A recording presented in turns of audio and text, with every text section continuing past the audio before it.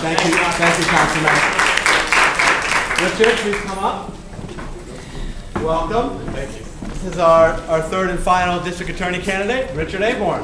All right, welcome, Richard. Hi. Big applause for Richard. Thank you. Well, you're not only a great club, but you're a hard-working club, because I know how long you've been sitting here, and I greatly admire your commitment to democracy, because this is how it works, when people really sit and listen to candidates and make a choice. So I know you've been here for a long time, so I'm going to try and go pretty quickly. I'll cover some of the major ideas that I have for this office, give you a little bit of background, but to the extent that you'd like, I'd love to have a little bit of a dialogue with you about what your issues are concerning public safety. How can law enforcement help make your lives safer? Because at the end of the day, that's what this is all about. When Bob Morgenthau leaves office, which he's announced he will leave after 35 years in service. That's a long time. But during that period, particularly in the last 10 years, we have learned an enormous amount about how to drive down crime. And what I would like to do, if I have the privilege of leading this office, is bring a lot of those techniques into this already strong position and make it even better. Make it into a true crime-fighting partner, standing side by side with the other law enforcement organizations in this town, but more importantly, standing side by side with the community so that we establish a good community law enforcement partnership. It is time for that to happen. It has started to happen in some places. It's time for it to happen all over this borough. When I think about the office, I think about two very large categories. The first is violent crime. We, as you all know, have done an enormous amount in the last 10 or 12 years to drive down violent crime. 2,000 murders a year to 500 murders a year. 100,000 robberies a year down to 10,000 robberies a year. We've gotten much better already. But I categorically reject this notion that some people are talking about, that violent crime is going to come roaring back because of the economy. I think we're better than that. I don't buy this notion that because people lose their jobs, they immediately start robbing and stealing. I don't believe that. And I think the techniques we have now can keep violent crime down. But I think there are huge opportunities on a couple of different areas. I have done an enormous amount of work in my life around illegal gun trafficking.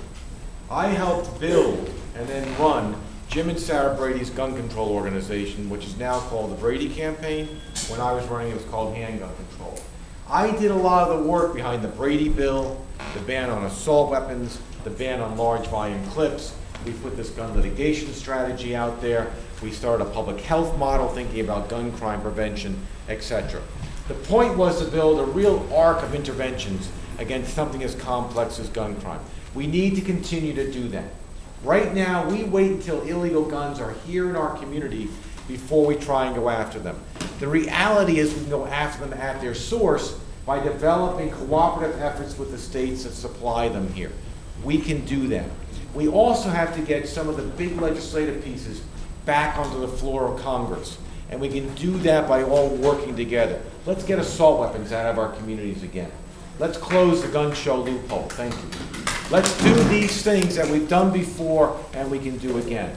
We also have huge opportunities on the non-violent crime side, particularly with drug offenders, folks with mental health issues, and kids. You know all about this issue around Rockefeller drug law reform. You know that we've now passed Rockefeller drug law reform, and we've established in doing that the rock-solid proposition that drug treatment is a valid intervention against drug crimes, that we don't have to put drug offenders in jail. To me, that's just the beginning of the conversation, not the end. A lot of people say, it's done. It's not done. It's the start. Now that we've established that idea, where else should we go with it? To me, the area we go is we look at folks, nonviolent offenders, with mental health issues. Because in the same way it makes no sense to put a person with a drug problem in prison, it makes no sense to put a person with a mental health issue in prison. You do that, you end up with a hardened criminal with a worse mental health issue. So let's stop that. Let's get folks treatment that they need rather than putting them in jail and making them into hardened criminals. And finally, kids. Kids are a group that we know, you'll hear me talk about data all the time, from study after study after study, have a very high likelihood of being steered away from crime if we get them into the right interventions. The double good news is we know what the good interventions are. We know the programs that work. The triple good news is it's less expensive. As DA, I can link these kids with the right programs and then monitor their progress. If we do that, we have a much higher chance of steering them out of the system. So in area after area after area, we have major opportunities to not only drive down crime further, but do it in a way that is frankly more humane in most instances, that rebuilds families and rebuilds communities. That's what I want to do, that's the opportunity, and that's why I'm running for DA. All right, thank you very much. Because this is such a high-profile race, and we gave all the other DA candidates a chance to field a question or two, we are going to give the opportunity to Mr. Aborn. So very quickly, are there any questions? Yes. I'd like to just ask you something about domestic crime. Sure. It seems that the police have now gotten some kind of, I'll try and explain how I see it. If a person makes a 911 call, the police come, and if the aggressor, let's say, is the man, and the woman fought back, he can then make a counterclaim against her, and so they have to take them both to jail. So what happens when there are kids involved? Their kids have to be sent through, victimized through some kind of foster system and so on. This is something new that a man can counteract a 911 call by saying that he was also hit by the woman. So how do we get it? It's a big problem.